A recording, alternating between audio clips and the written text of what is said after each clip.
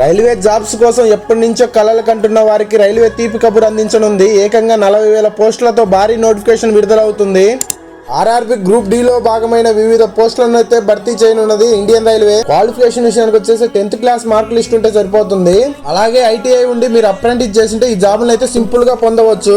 Age limit వచ్చేసి 18 నుంచి 30 వరకు ఉంది. అయితే వీళ్ళని ఎలా భర్తీ చేస్తారంటే ఒక ఎగ్జామ్ ఉంటుంది, దాని తర్వాత పీఈటీ ఉంటుంది, డాక్యుమెంట్ వెరిఫికేషన్ ఉంటుంది, మెడికల్ ఎగ్జామినేషన్ ఉంటుంది.